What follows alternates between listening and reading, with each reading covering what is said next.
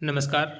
आज हम केसीसी के बारे में चर्चा करेंगे, यानी कि किसान क्रेडिट कार्ड जो है किसानों को उनकी जो खेती की ज़मीन है उसके ऊपर एक लोन मिलता है। और उसके बारे में चर्चा करने का उद्देश्य ये है कि बहुत सारे जो ग्रामीण तबके के लोग हैं तो उनको कुछ चीज़ों को लेकर डाउट रहते हैं कि केसीसी लोन के लिए क्या डॉक्यूमेंट्स रिक्वायरमेंट है, कितनी सब्सिडी मिलती है, क्या इंटरेस्ट रेट है, उसके अलावा किस किस चीज़ के लिए उसमें लोन मिलता है। तो इस पर चर्चा करने के लिए आज हमारे साथ बैंक के एक अधिकारी जुड़े हैं।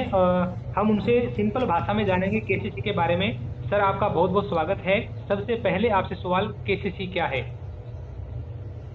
धन्यवाद सर। केसीसी एक बहुत अच्छी योजना है सरकार की कृषक भाइयों के लिए, किसान भाइयों के लिए जो खेती करते हैं उनके लिए एक 5 साल की योजना है जिसमें सीसी लिमिट मिलती है उनको खेती करने के लिए। केसीसी सर किसान जो है वो किस किस बैंक से ले सकता है?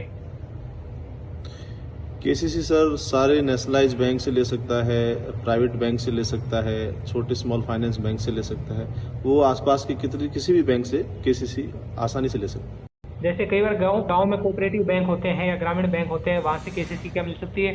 बिल्कुल, ग्रामीण बैंक बनाए ही केसीसी के लिए है। ग्रामीण परिवेश को और सुदृढ़ बनाने के लिए, उनको और फाइनेंशियल सपोर्ट देने के लिए ही ग्रामीण बैंक बने हैं। और कोऑपरेटिव बैंक जो स्टेट गवर्नमेंट के अंडर में आते हैं वो भी केसीसी की योजनाएं अपने यहाँ पर देते हैं।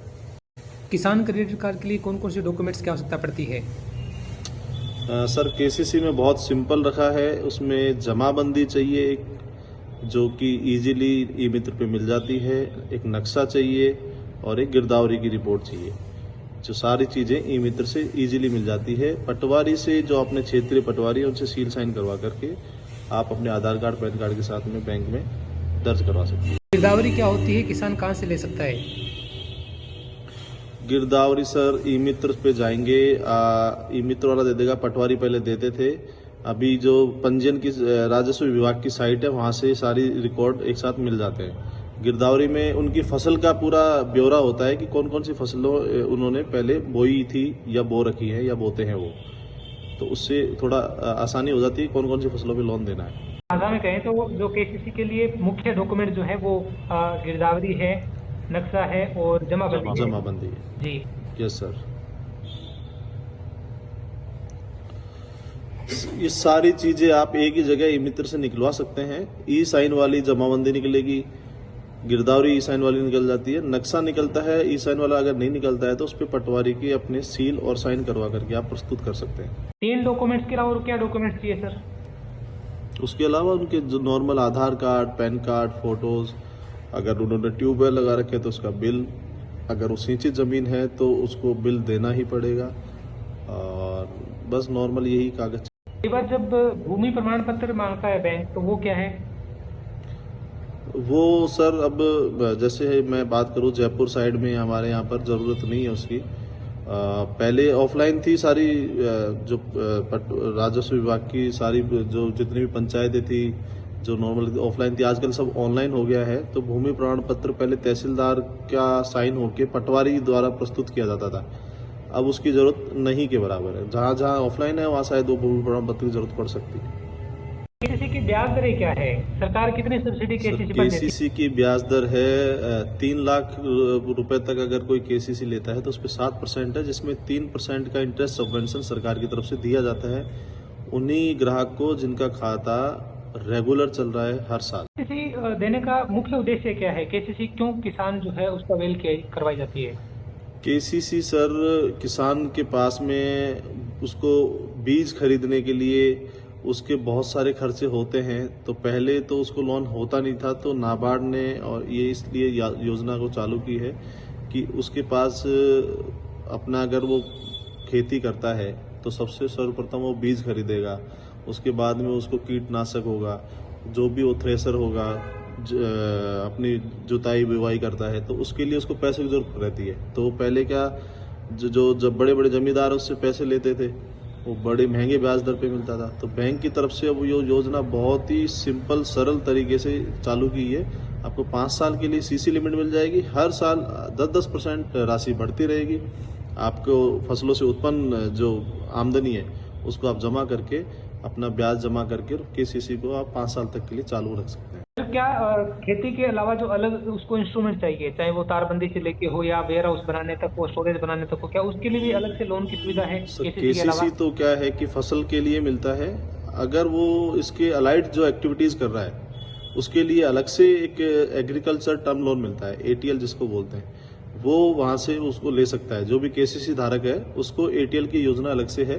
वो एक लोन होता है जिसकी 6 किस्त होती है, 6 महीने से उसको किस्त देनी पड़ती है। तो उसको अगर वो ट्रैक्टर खरीद रहा है या तारबंदी कर रहा है या कोई और वो वहां पर अपना कुछ बना रहा है अंदर, तो उसके लिए वो उसको अलग से टर्म लोन बनता है। जो भी मशीनरी वो ले रहा है, थ्रेसर है, ट्रैक्टर संबंधित कोई भी है उपकरण खरीद रहा है, तो उसके लिए एग्रीकल्चर टर्म लोन की अलग से सुविधा है। उसकी ब्याज दर क्या है सर? उसकी ब्याज दर sir bank to bank vary करती है, 11%, 12%, 13%, वो अपना बैंक का अलग है। कई बार जो किसान होते हैं वो दूसरे की जमीन पर खेती करते हैं, जैसे आप अपनी भाषा में बटाईदार या कुछ भी बोलें, तो उनको किस तरीके का लोन मिल सकता है? क्या वो केसीसी ले सकते हैं?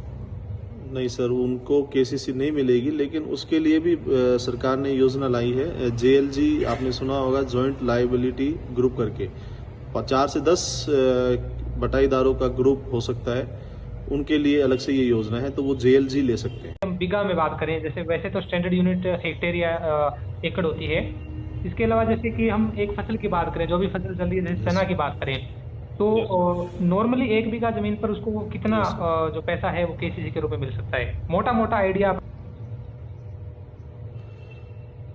मोटा मोटा आइडिया सर, इसमें केसीसी में जो जमीन है वो 2 प्रकार से अपन कैलकुलेट करते हैं, अगर वो सिंचित है या असिंचित है। दोनों की डीएलटीसी दर अलग अलग है, डीएलटीसी की दर के हिसाब से ही उसकी कैलकुलेशन होती है। सिंचित है तो उसमें थोड़ा पैसा ज़्यादा मिलता है, 42-44 हज़ार जयपुर के आसपास की बात करूँ मैं, और असिंचित है तो 32-34 हज़ार रुपये पर बीघा के हिसाब से उसको मिलता है। ब्याज, कई बार किसानों को डाउट रहता है कि हम ब्याज 6 महीने से भरें, 12 महीने से भरें, कब उसको उचित समय रहता है ताकि उसको समय पर सबवेंशन जो है सरकार से सब्सिडी मिलती रहे? अगर सब्सिडी के लिए तो ये है कि साल भर से पहले उसका रोल ओवर हो जाना चाहिए। रोल ओवर हम कहते हैं कि पूरा जो जितना भी बैंक जो पैसा मांग रहा है वो जमा हो और जो उसकी लिमिट है वो उसका डेबिट हो जाए। तो वो साल में अगर एक साल होने से कंप्लीट होने से पहले अगर वो रोल ओवर करवा देता है तो वो बिल्कुल केसीसी सबवेंशन, इंटरेस्ट सबवेंशन के लिए एलिजिबल रहता है। वैसे अगर वो 6 महीने से भी ब्याज अपना जमा कराता है, रोल ओवर करा रहा है, तो उसके लिए बहुत अच्छा रहता है, ब्याज थोड़ा सा और कम लगेगा उसको। बहुत बहुत धन्यवाद। हमें आशा है कि आपकी इस वीडियो से, आपकी इस जानकारी से किसानों को जो भी है सिंपली मोटा मोटा मदद मिलेगी। बहुत बहुत धन्यवाद। और मैं आशा करता हूँ आपके चैनल के माध्यम से भी आप जो किसान लोगों को फाइनेंशियल अवेयरनेस का जो सरकार का बहुत बड़ा मोटो है उसको आगे बढ़ा रहे हो। बहुत नेक कार्य आप कर रहे हैं, आगे भी कभी जरूरत पड़ेगी तो हम आपसे बिल्कुल जुड़ने की कोशिश करेंगे। बहुत बहुत धन्यवाद।